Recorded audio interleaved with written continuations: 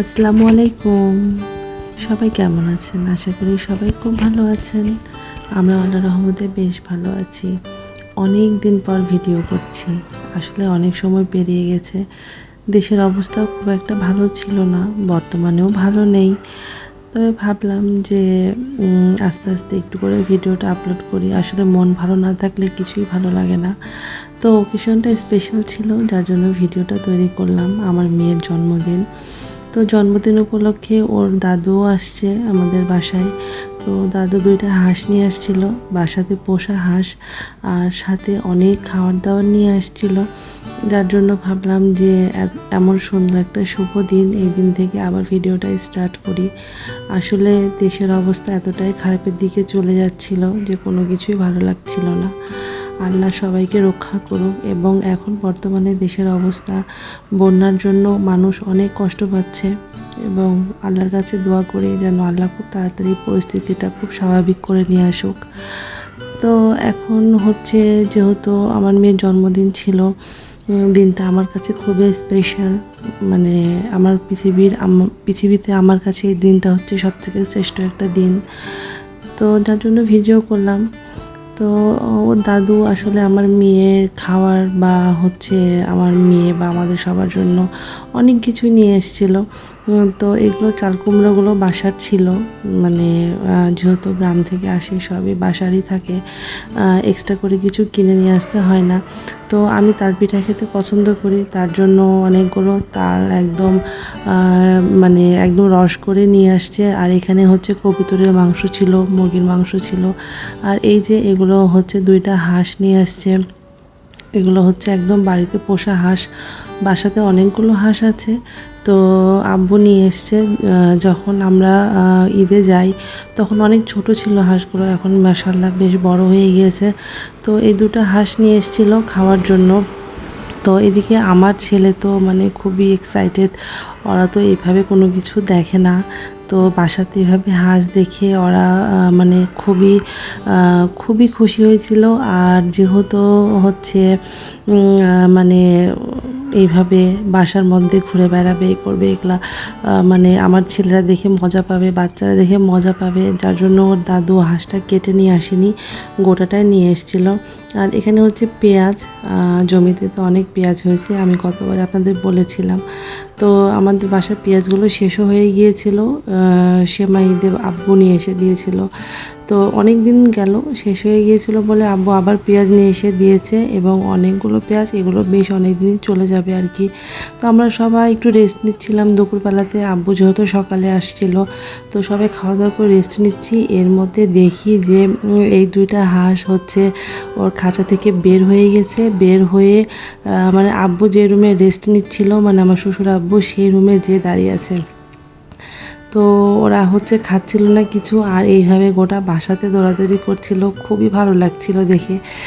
মানে বাসা ঘুরে ঘুরে দেখছিল আর কি নতুন সদস্য। তো আমার মেয়ে তো খুবই ভয় পাচ্ছিল, যেহেতু ওরা তো মানে এভাবে দেখেনি, তো খুবই ভয় পাচ্ছিল আর কি। আর এখানে আমি হচ্ছে বিকালবেলাতে রান্নাবান্না শুরু করে দিলাম, যেহেতু আগামীকাল আমার মেয়ের জন্মদিন। তো একসাথে অত রান্নাবান্না করা সম্ভব হবে না, আর আমি মাটির চুলাতে মাংস রান্না করব। যার জন্য আমি আগে গরুর মাংসটা মেখে মাংসটা হচ্ছে চুলাতে বসিয়ে দিয়েছিলাম, যে মাংসটা আস্তে আস্তে হতে থাক। এর মধ্যে হচ্ছে হাঁসগুলো প্রসেসিং করতে হবে, এবং প্রসেসিং করার জন্য আমরা সবাই ছাদে আসলাম। তো আসলে বাসার জিনিস মানে এভাবে রান্না করতে বা কেটে খেতে খুব খারাপও লাগে। তো আব্বু বলল যে তোমাদের জন্যে নিয়ে আসছি, তো তোমরা হচ্ছে এটা খাও। আমার শ্বশুর আব্বু খুব বেশি হাঁস খেতে পছন্দ করেন না। তো আমরা একসাথে 2টা হাঁসই মানে কেটে নিলাম। আর হচ্ছে যেহেতু বারবার এই মানে এটা একটা খুব বড় একটা ঝামেলার কাজ আর কি আমি বলি, কারণ খেতে যতটা টেস্ট লাগে পরিশ্রমও ততটাই করতে হয়। তো এগুলো করতে করতে প্রায় সন্ধ্যা হয়ে গিয়েছিল। আমার যে গরুর মাংস রান্না শেষ, আর আমি একটা হাঁস একদম কেটে ওটা রান্না করতে মানে বসিয়ে দিয়েছিলাম চুলাতে। তো এই তো আমি হচ্ছে সব মশলাগুলো একসাথে মেখে নিয়ে মানে রান্না করব। আর এদিকে আম্মু আরেকটা হাঁস নিয়ে খুব ব্যস্ত ছিল, তো আম্মুকে বললাম যে এগুলো করে রেখে দাও, আর আমি এটা আবার ছাদে যে চুলাতে রান্নাতে বসিয়ে দিব। তো একসাথে মেখে রেখে দিলে হয় কি যে হাতে মেখে যেটা রান্না হয় সেটার টেস্টটা খুব অসাধারণ হয়। আর যেহেতু বাসার হাঁস বেশ চর্বিও ছিল, তো মানে আমি ওর জন্য খুব একটা বেশি তেল ইউজ করলাম না, মানে রান্না করলাম। আসলে আমার মেয়ের জন্মদিন উপলক্ষে রান্না বান্না, কিন্তু আমার মেয়েগুলো একটাও খায় না, পছন্দ করে না। আমার মেয়ে শুধু মুরগির রোস্টটাই পছন্দ করে। তো আমি সব মেখে একদম চুলাতে, মানে যে হাঁড়িতে আমি মাংস রান্না করেছিলাম ওই হাঁড়িতে আমি আবার হাঁসের মাংসটা রান্না করতে দিয়ে দিলাম। তো এই তো আমার ফাইনাল লুক, হাঁসের মাংস রান্না কমপ্লিট হয়ে গেল, এবং এইদিকে গরুর মাংসটাও রান্না কমপ্লিট হয়ে গেল। এবং যেহেতু মাটির চুলাতে রান্না করা, কালারগুলো অসাধারণ এসছে। তো এগুলো আমি আগের দিন রাত্রে রান্না করে রেখে দিয়েছিলাম, যেহেতু সময় কম।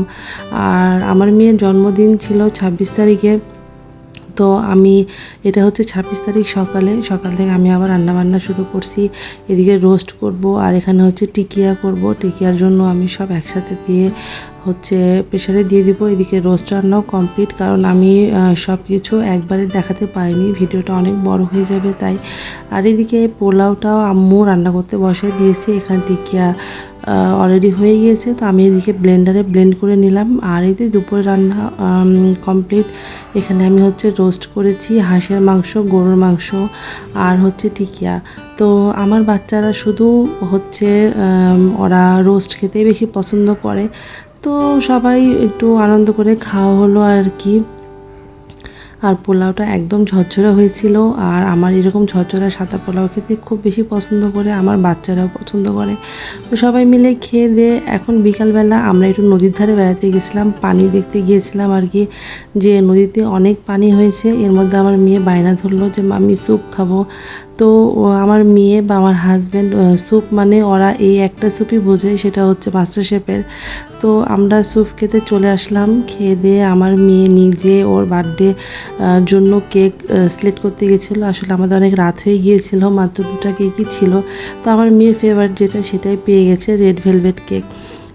তো আমরা কেক নিয়ে বাসায় চলে আসলাম। আমরা বেশি দেরি করে নিই, তবে ওর বাবার একটু এমার্জেন্সি কাজের জন্য অনেক দেরি হয়ে গিয়েছিল আমাদের কেক কাটতে রাতের বেলা। তো আমরা এখন কেক কেটে নিব। আমার মেয়ের জন্য সবাই দোয়া করবেন, কারণ সে আস্তে আস্তে বড় হয়ে যাচ্ছে। আর আমার কাছে অনেক কষ্ট লাগে যে আমার সেই ছোট্ট মেয়েটা কেন যে বড় হয়ে যাচ্ছে। তো আমার মেয়েটা মানে এত লক্ষ্মী, এত মানে আমার কাছে আমার মেয়ে সব দিক থেকে পারফেক্ট আর কি। তো আমার মেয়ের জন্য সবাই দোয়া করবেন, ভালো থাকবেন। আল্লাহ হাফেজ।